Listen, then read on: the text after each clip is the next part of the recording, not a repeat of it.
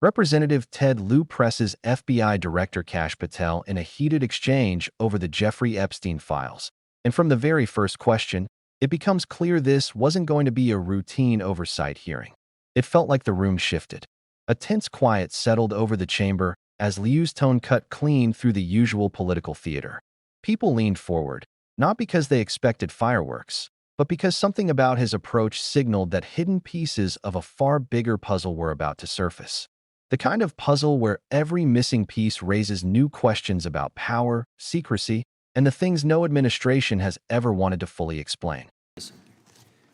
Thank you, Director Patel, for being here today. The FBI searched Jeffrey Epstein's Manhattan residence, correct? I believe that happened in 2018. I think there was 2 locations, sir. It's 2019, and in that residence, the FBI found a safe, correct? I don't have the catalog of evidence in front of me. In that residence, the FBI found a safe, correct? I'll accept your representation. Okay. And in that safe, the FBI found topless and lewd photographs of girls, correct? Again, sir, I'll accept your representation. I don't know. Thank you. It was all over the media at the time. There's a New York Times article that says Jeffrey Epstein is indicted on sex charges as discovery of nude photos is disclosed, dated July 8th, 2019. And the Times reports a trove of lewd photographs of girls was discovered in a safe inside financier Jeffrey Epstein's Manhattan mansion. Author Michael Wolff has conducted numerous interviews of Jeffrey Epstein. I'm going to play for you a video clip of what Michael Wolff said Epstein told him was in the safe and what he showed the author was in this safe. So let's please play that clip now. Elected.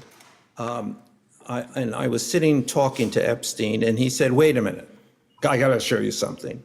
And then he went into his safe, and he came out with photographs. They were Polaroids, I think, and he kind of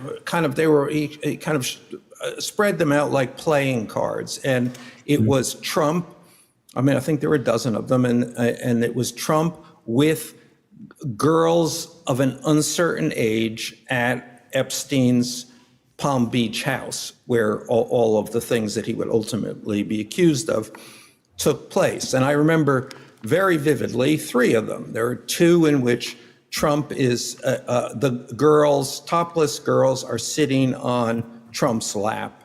And then a 3rd in which he has a stain on the front of his pants. And the girls are kind of pointing at it, sort of bent over, laughing. So Director Patel, I'm going to ask you a very broad and general question. As you know, Donald Trump and Jeffrey Epstein were friends. There are, of course, photos showing Donald Trump together with Epstein, correct? I don't have the entirety of the photographs, but I think they've been photographed in public together. All right. Are there any photos showing Donald Trump with girls of an uncertain age? No. How do you know that? Because that information would have been brought to light by multiple administrations and FBI investigators over the course of the last 20 years. Well, you know what? That's just not true, because no one knew about the creepy birthday message that Donald Trump wrote to Jeffrey Epstein until the Wall Street Journal disclosed it, and then all of a sudden, the Epstein estate provides it to Congress. Well, so certainly, you weren't there at the search. You don't know what Epstein may or may not have done with those photographs even prior to the search. Maybe someone has it. Maybe the Epstein estate has it. You raise a great point. So I'm going to ask you, have you asked to talk to Michael Wolff? You raise a great point. I haven't personally asked to talk to Michael Wolff. Has the FBI asked? But the FBI, I'll get back to you if the FBI specifically So Michael asked has ever. about 100 hours of testimony of Jeffrey Epstein. Wouldn't it be good for the FBI to interview Michael Wolff? I'm not saying they haven't. I just don't know. Has FBI subpoenaed the tapes that Michael Wolff has conducted of Jeffrey Epstein? I don't know. All right. So if you could provide us an answer, that would be terrific. Sure. Well, let me ask you this question then. Have you looked at all the photos in Epstein files? I have looked at all the information that the investigators who investigated this case have provided to run out credible leads. And in the Epstein files, was there that creepy birthday message that Donald Trump had written to Epstein? No, that's what I was trying to tell you. You raise a great point. The estate of Jeffrey Epstein has a voluminous amount of information that they have not released before. Okay, so that's great. So Wouldn't it be great if FBI subpoenaed the estate of Jeffrey Epstein for all that information? The estate is under no obligation to provide that material, even pursuant to a subpoena. That's a great point. Yeah, that's just false. Okay. That's just false. You're the frickin' FBI. You can subpoena the information from the estate, and you better do that. I'd like to move literally on. not how it works. I'm going to move on now and talk about Epstein's client list. You confirmed that it exists. Attorney General Pam Bondi confirmed earlier this year that it exists. So I just want to ask you a simple question. Is Prince Andrew on Epstein's client list? The material related to Prince Andrew has been made public. Is Prince Andrew on the client list? We have released the index of names All right, that were in Jeffrey Epstein's. Is Donald Trump on Epstein's client list? The index has been released, and the index will speak for So I'm itself. just going to say, America, there's a huge red flag. The FBI director could not answer Gentlemen. whether Donald Trump was on Epstein's Gentleman's time client has list. expired. I Chair yield now back. recognizes the That- gentleman from Virginia. Thank you, Mr. Chairman. I want to thank the director for being here and for Within his seconds, it stopped feeling like a hearing and started feeling like a moment that could crack open one of the most mysterious cases in modern American history. From the start, Lieu wasn't tiptoeing. He didn't warm up, didn't soften the edges, didn't waste a breath. He opened with a direct challenge, one that immediately forced Patel into uncomfortable territory. The Manhattan search, the safe, the explicit photographs the media had reported on for years. Lieu asked each question like someone who already knew the answer, like someone simply waiting to see if the man across from him would admit it. Patel tried to sidestep, offering vague acknowledgments, technical phrasings, or saying he would accept the representation. But the hesitation itself became the story. It's the kind of hesitation viewers instantly recognize. When someone knows the truth is sensitive, explosive, and possibly tied to people the FBI has never been eager to discuss on the record. The moment Lieu referenced the New York Times article, the tension sharpened. He wasn't dealing in speculation. He was citing mainstream reporting, headlines anyone could Google. It was a deliberate tactic. Build the foundation with verified sources, then expand into the shadows where answers suddenly evaporate. That's where the energy shifted.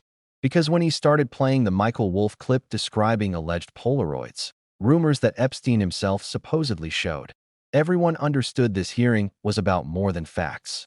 It was about what might exist outside official files.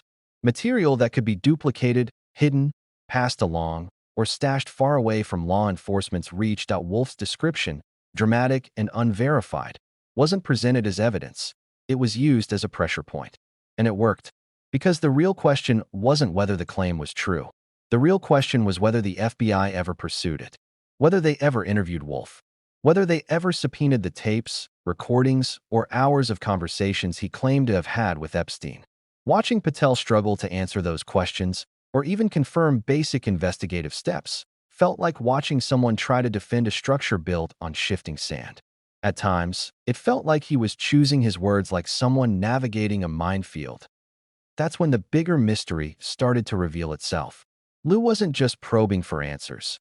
He was exposing the gap between what the public believes the FBI has and what the FBI actually controls. Because for years, people have assumed the Bureau holds every file, every tape, every photo connected to Epstein. But Patel's responses hinted at something far stranger. That much of the material associated with Epstein, including some of the most sensitive content, may not even be in government hands. It may sit with the Epstein estate, in private archives, under no obligation to reveal anything unless forced by legal action. And that's what made Liu's follow-up even sharper. He asked whether the FBI ever subpoenaed the estate. Patel's answer, suggesting the estate wasn't obligated to comply, felt like a shockwave. Because viewers instinctively understand one thing. The FBI can subpoena almost anything. Financial records, devices, private documents, files held by powerful families or obscure corporations. The idea that the agency couldn't demand material from an estate raised alarms. It hinted at either legal confusion, institutional reluctance, or something deeper, something no one wanted to say out loud. The public heard it as a red flag, and Lieu made sure the room felt it too. But that wasn't the only red flag. There was the bizarre reality that new Epstein documents continue appearing years after his death. If everything was already cataloged, stored, and sorted by investigators, why did it take the Wall Street Journal to uncover a birthday message? How many other documents, photos, or letters exist outside official files? The timing and origin of these releases raise uncomfortable questions, like who has been selectively filtering material and why. The estate? Third parties? Someone with access to private safes or backups? None of it adds up.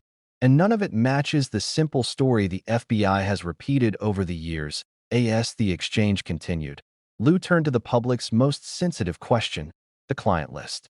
Not the conspiracy version people talk about online, but the actual index prosecutors have referenced for years. Who is on it? What does it contain? How extensive is it? Patel claimed the index was already released. But Lieu wasn't asking about a public index. He wanted clarity on specific individuals. And instead of confirming or denying, Patel kept circling. Each non-answer intensified the suspicion that the Bureau doesn't want to touch the topic, not because of evidence, but because of fallout. The kind of fallout tied to names that would erupt through every news cycle for months. In that moment, the hearing revealed something crucial. The line between what the FBI knows, what the public assumes, and what the estate still holds is far blurrier than most realize. And blurrier lines always create more speculation.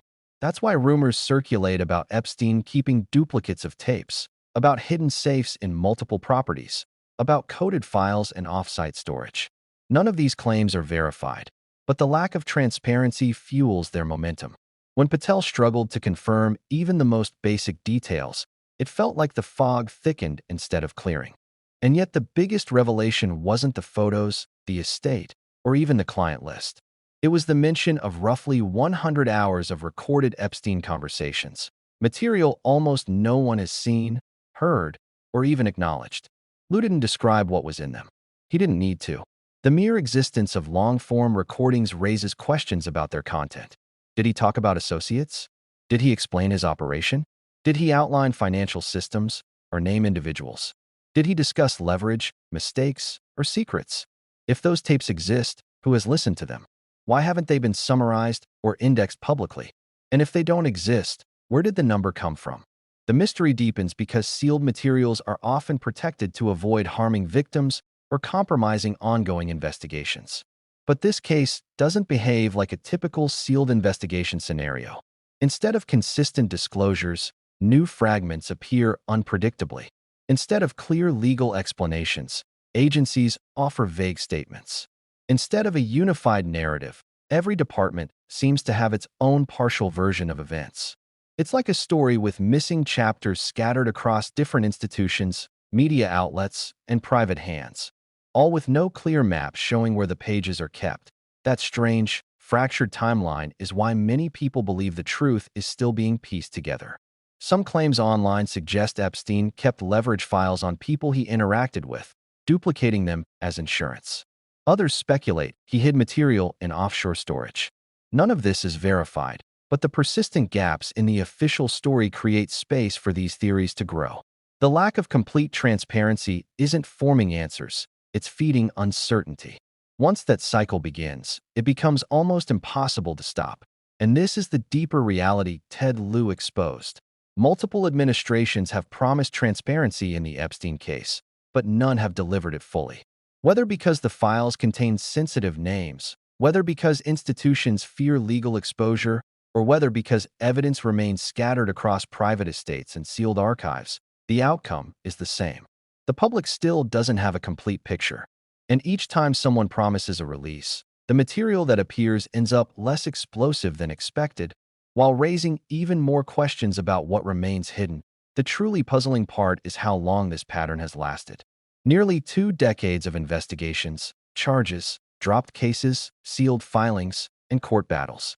And still, there is no definitive accounting of what was seized, what was withheld, what was duplicated, or what was lost. Agencies insist they've done everything they can, but the unexplained gaps tell a different story. And those gaps only widen when new documents surface, unexpected witnesses speak out, or journalists reveal something investigators never mentioned. That's the energy Lieu tapped into. His questions weren't shocking because they were new. They were shocking because they were asked directly, in a setting where answers matter and where evasion is impossible to hide. Every pause, every vague phrase, every moment of uncertainty became part of the narrative. It wasn't just an oversight exchange. It was a collision between the official version of events and the unanswered questions millions have asked for years. And the deeper you look, the stranger it gets. Investigators recovered devices from multiple properties, but the contents haven't been fully released. Financial networks tied to Epstein moved massive amounts of money, yet only pieces of those records are public. Witnesses testified behind closed doors, but summaries are rare. Even logs from key locations remain fragmented, debated, or disputed. It's a labyrinth where every hallway ends in another locked door. What happened in that hearing wasn't just scrutiny. It was a rare moment where someone pushed past the surface and forced officials to acknowledge the holes in their narrative. Those holes, the safe, the estate, the client index, the tapes, the missing documents, aren't small. They are enormous gaps that shape the entire story. And anyone watching could feel that the case is still far from resolved. Even after all these years, that's why the public reaction was immediate. People understand when an agency is being careful. They also understand when answers don't align with the size of the story. This wasn't a moment that closed the book. It was a moment that reminded everyone how many chapters remain unaccounted for, and how many answers still sit behind sealed doors, private hands, or uncollected evidence. By the end of the exchange, the takeaway wasn't about who won the argument. It was about what the questions revealed.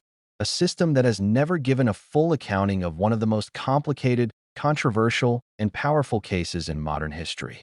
A system where transparency has been promised again and again, but never fully delivered. And a system where the truth seems divided into pieces, scattered across institutions, estates, sealed filings, and perhaps places no one has yet uncovered.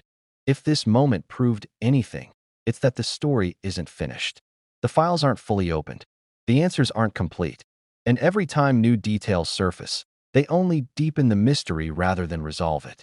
That's why people keep watching, keep asking, keep digging. If you want a deeper look into these unexplained pieces, the sealed archives, the missing documents, and the unanswered questions swirling around the Epstein case, make sure to like the video, drop a comment with what you think is still hidden, and subscribe for more breakdowns. This story is far from over, and the truth is still waiting in the shadows.